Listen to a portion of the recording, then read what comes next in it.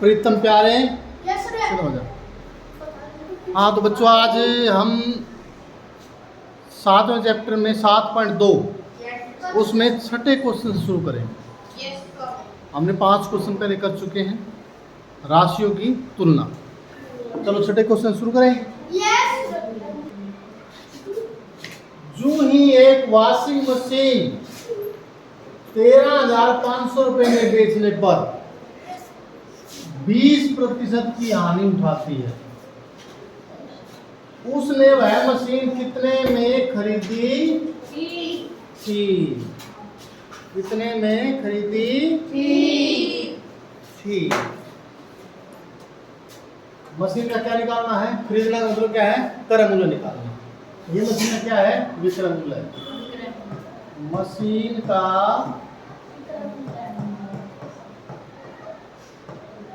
विक्रय मूल्य वो है 13,500 रुपए।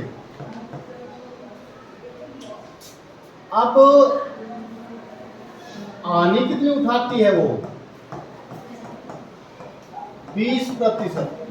हानि कितनी उठाती है? तो उसने कितने में खरीदी थी? खरीदने का मूल्य पता नहीं हमें, तो हम उसको मान लेंगे। माना मशीन का क्रय मूल्य, क्रय कितने में खरीदी थी? 100 रुपए में, क्योंकि प्रतिशत में हम जब मानते हैं 100 मानते हैं। अब उसमें प्रतिशत का मतलब 100 में खरीदी थी तो 20 रुपए हानि होगी, तो उसका विक्रय मूल्य कितना हो गया? कोई चीज 100 में खरीदे और 20 में उसका नुकसान हो जाए, हानि हो जाए, तो कितना में बेचेगी? 80 में। तो 100 में से 20 घटाओगे तो 80 रुपए में वो बेचेगी। ठीक है, ये तो हमने माना हुआ है, ये क्रय और ये विक्रय। लेकिन ये क्या दे रखा है? वास्तव में विक्रय दे रखा है। क्या दे रखा है? विक्रय। अब यूं बताओ, ये भी विक्रय, ये मान्य हुआ विक्रय है और ये वास्तविक विक्रय है। ठीक है, ये तो 100 पर विक्रय है और वो पता नहीं किस पे, वो निकालो। ठीक है, यदि 80 में खरीदा है, यदि विक्रय 80 है तो क्रय कितना हो गया? 100। और यदि विक्रय ये है तो क्रय कितना होगा? ये निकालना। यदि विक्रय मूल्य 80 रुपए है तो, क्योंकि जो चीज निकालनी है वो उधर ले जाते हैं हम, राइट साइड पे है, तो क्रय मूल्य कितना है मशीन का? 100 रुपए, क्योंकि 100 पे तो आया ही 80, 100 रुपए। और यदि विक्रय मूल्य 1 है तो 1 के लिए कम होगा, कम के लिए क्या करते हैं? भाग। और विक्रय मूल्य वास्तव में कितना है? 13,500 रुपए है, तो फिर करें कितना होगा? 100 बटे में 80 गुना में 13,500 रुपए। काट दो, 0 से 0 कट गई, 2 पे काटो, 2 पे 10, 2 चौक 8, 4 से ये काटो क्योंकि 2 0 है, 4 में कट जाएगा ये। 4 तिये 12, 1 बच गया, 15 हो गए। 4 तिये फिर 12, 3 बच गए, 30 हो गए। 4 सते 28, 2 बच गए, 20 हो गए। 4 पंजे 20, और इन 5 से गुणा कर दो इसको। 5 पंजे 25, 5 सते 35 और 2 37, 3, 5 तिये 15 और 3 18, हासिल 1, 5 तिये 15 और 1 16। तो ये है उसका क्रय मूल्य है। इतने में खरीदी थी और 20% हानि पर 13,500 रुपए में बेच दी। हानि पे बेची है ना, तो ये आ गया क्रय मूल्य। मशीन का फर्स्ट पार्ट है साथ में। चाक पाउडर में कैल्शियम, कार्बन और ऑक्सीजन 3 चीज है। चौक नहीं होता, चौक जैसे लिखते हैं, उसमें कैल्शियम, कार्बन और ऑक्सीजन का अनुपात ये है, तीनों का अनुपात। तो इसमें कार्बन की प्रतिशत मात्रा यानी कि 100 में से कार्बन कितना है इसमें, तो हम तीनों का लिखेंगे। कैल्शियम,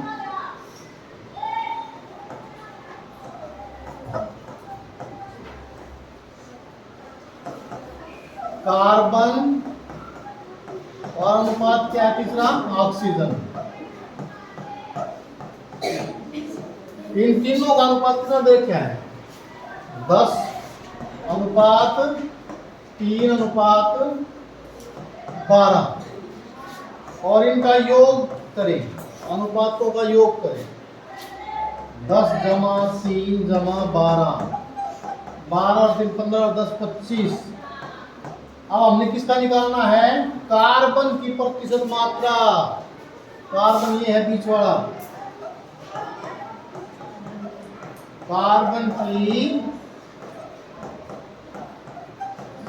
प्रतिशत मात्रा।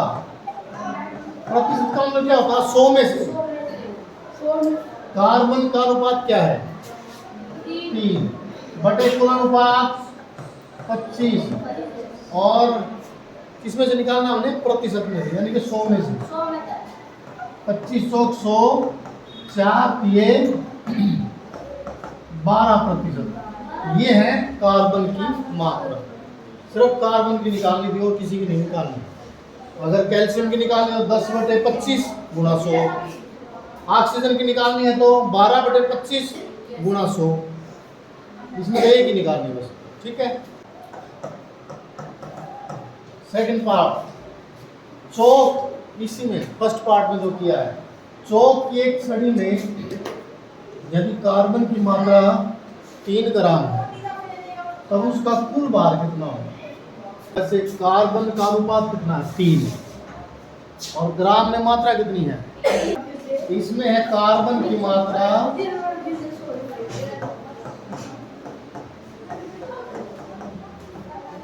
3 ग्राम। कितनी है, 3 ग्राम। अब इसमें अनुपात कितना, 3, कार्बन का 3 है ना, कार्बन का अनुपात कितना है, 3 और कुल कितना है ये, 25। कुल कितना है, 25। प्रश्नानुसार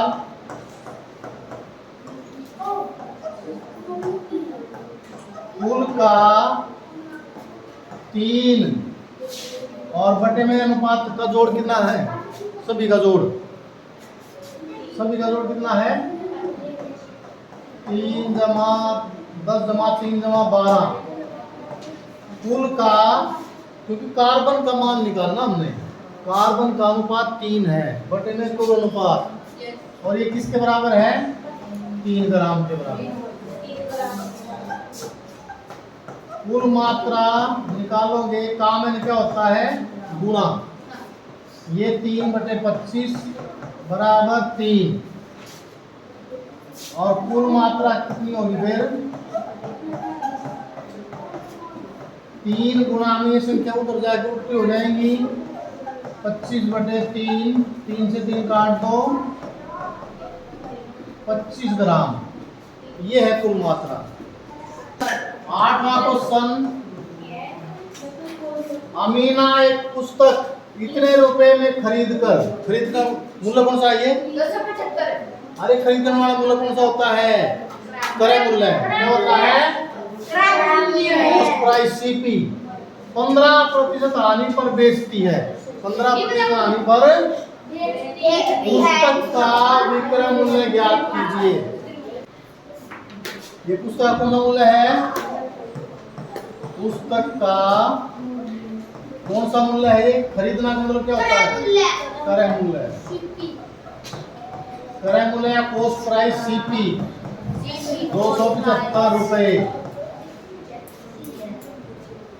और हानि पर बेचता है, हानि कितनी है, 15% हानि। तो 275 का 15% देखो हानि कितनी बनती है,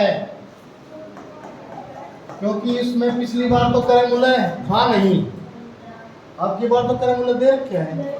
उसका मान निकालने का मैंने गुणा 15% 15 बटे में 100, 15% 15 बटे में 100 काट दो।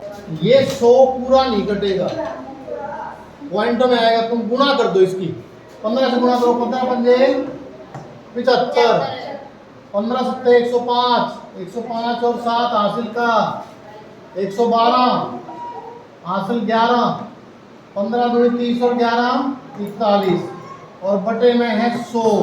100 का मतलब है 2 अंकों के बाद दशमलव, 41.25, यानी कि 41 रुपए 25 पैसे क्या हुआ है, आनी हुई है। और विक्रय मूल्य क्या होगा फिर, पुस्तक का विक्रय मूल्य खरीदी कितना में थी, 275 रुपए में, और इतने आनी यानी कम मूल्य पे बेच दी 41 रुपए 25 पैसे। इसमें पैसे नहीं है, तुम पैसे लगा लो 00, घटा दो, घटाओ, हासिल लो, 10 में से 5 गए 5, यहाँ 9 बच गए, 9 में 2 गए 7, यहाँ 4 में से गया 3, यहाँ कितने बच गए, 7 में 4 गए 3, और ये 2। ये था 8वां क्वेश्चन। प्रत्येक दशा में 3 वर्ष बाद कितना मिश्र धन देय होगा। यदि मूलधन 1200 रुपए दर 12% वार्षिक, ये 2 भाग हैं, ए भाग और बी भाग, एक भाग करवाएंगे, एक भाग तुम्हारे लिए है। 3 वर्ष, तो इसमें क्या क्या दे रखा है, फर्स्ट पार्ट, 9वीं का पहला भाग, मूलधन 1200 रुपए, दर 12% वार्षिक, समय 3 वर्ष। तो मिश्र धन क्या होता है, मूलधन में ब्याज जोड़ देते हैं तो मिश्र धन आ जाता है। तो पहले साधारण ब्याज निकालेंगे, साधारण ब्याज यानी कि सिंपल इंटरेस्ट, ये है मूलधन गुणा दर गुणा समय और बटे में 100, ये है साधारण ब्याज का फार्मूला। मूलधन है 1200 रुपए, दर 12% वार्षिक और समय है 3 वर्ष, बटे में 100। ये 100 क्योंकि प्रतिशत का है, ये 100 बटे में 2 0 काट दो, 12 को 12 से गुणा करोगे 144, 144 को फिर 3 से करोगे 3 चौक 12, 3 चौक 12 और 1 13, 3 1 3 और 1 4, 432 रुपए। ये साधारण ब्याज आया है। अब हमने निकालना मिश्र धन। मिश्र धन होता है मूलधन में यदि हम साधारण ब्याज जोड़ देते हैं तो मिश्र धन आ जाता है। मूलधन कितना है, 1200 रुपए और ब्याज 432 रुपए, जोड़ दो 432, 2 3 4 और 2 6 1, 1632 रुपए। ये है मिश्र धन। और ये क्वेश्चन तुम खुद निकालोगे।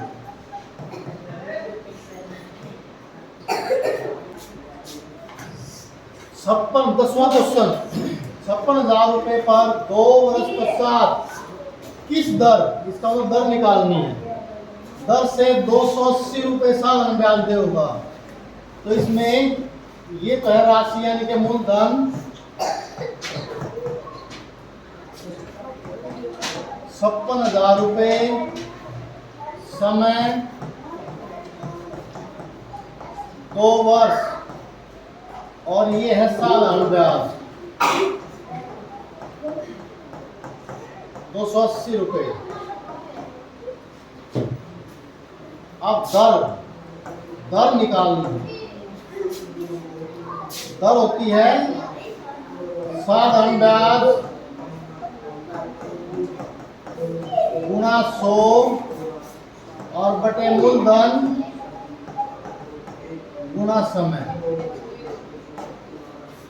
समय निकालना तो दर ही आ जाएगी, मूलधन निकालना है तो दर गुणा समय आ जाएगा, और साधारण ब्याज निकालना, क्योंकि ये जो फार्मूले बनते हैं ये इसी से बनते हैं। साधारण ब्याज का जो फार्मूला है मूलधन गुणा दर गुणा समय बटे 100, ये इसी से बनते फार्मूले। इसमें हमने अब दर का फार्मूला बनाया है। ये साधारण ब्याज गुणा में 100, क्रॉस मल्टीप्लाई करेंगे तो 100 और बटे मूलधन और समय नीचे आ जाएगा। तो इसी से बनेंगे फार्मूले। मान रखो साधारण ब्याज 280 और गुणा में 100 बटे मूलधन 56,000 और समय है 2 वर्ष। काटो, 2 0 कैंसल, 1 0 ये कैंसल, 28 दूनी 56 और ये ऊपर तो कुछ नहीं बचा, 1 नीचे 2 दूनी 4, 1/4%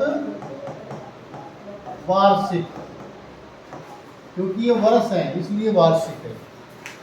11वां क्वेश्चन, मीना ने 9% वार्षिक दर से 1 वर्ष पश्चात 45 ब्याज के रूप में दिए, उसने कितना धन उधार, धन का मतलब मूलधन, इसमें मूलधन निकालना है। तो इसमें क्या है हमारे पास, ये है दर